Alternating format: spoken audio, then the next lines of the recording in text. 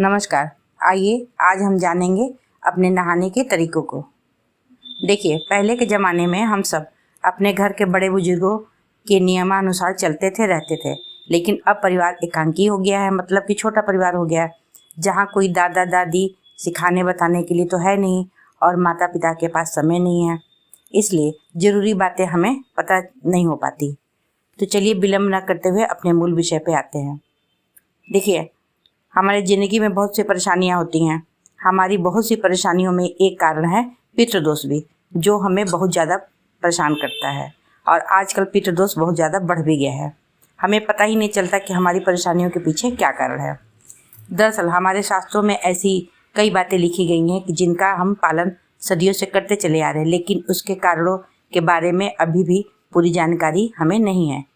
ऐसे में नियमों में से एक नियम है निर्वस्त्र होकर स्नान करना। देखिए, जब हम स्नान करते हैं और स्नान करते समय जो कपड़ा पहनते हैं तो उसमें से जो पानी गिरता है गीले वस्त्र में से, तो उसको हमारे पितृ देव लोग पीते हैं और तृप्त होते हैं। ऐसे में जब हम निर्वस्त्र होकर नहाते हैं तो पितर लोग को वो पानी पीने को नहीं मिलता है, तो वो नाराज होते हैं और हमें उनके कोप का भाजन बनना पड़ता है। देखिए, जिनके माता पिता जीवित हैं उनको पितृदोष नहीं लगता, लेकिन जिनके माता पिता का स्वर्गवास हो चुका है उनको तो पितृदोष लगता है। अतः हमें अपनी आदतों में थोड़ा सा सुधार करके इस दोष से बचा जा सकता है। देखिए, हिंदू धर्म में हर चीज़ का एक कुछ नियम बनाए गए।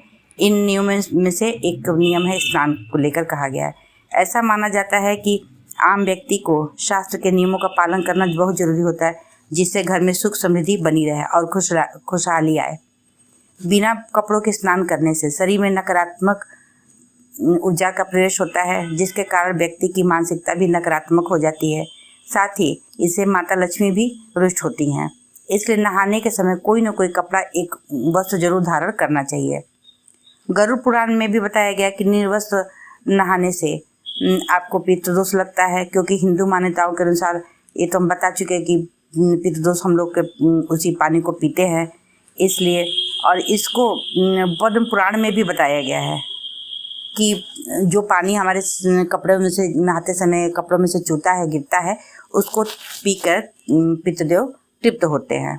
इसलिए हमें निर्वस्त्र होकर नहाना नहीं चाहिए। इसी प्रकार निर्वस्त्र होकर स्नान न करने के पीछे एक पौराणिक कथा का भी उल्लेख है कि एक बार गोपियां सरोवर नदी में स्नान कर रही थी। वह पूरी तरह निर्वस्त्र होकर स्नान कर रही थी। ऐसे में बालकृष्ण वहां आकर सभी गोपियों के वस्त्र छुपा देते हैं। इसके बाद जो गोपियां बाहर आती हैं तो वे सभी कृष्ण से कपड़े वापस करने की विनती कर देते। तब बालकृष्ण ने समझाया कि महिलाओं चाहे पुरुषों किसी को भी निर्वस्त्र होकर स्नान नहीं करना चाहिए। इससे दल देवता का भी अपमान होता है। इसीलिए हमें अपने आदत में थोड़ा सुधार करके अपने जिंदगी को ठीक कर लेना चाहिए। जी धन्यवाद।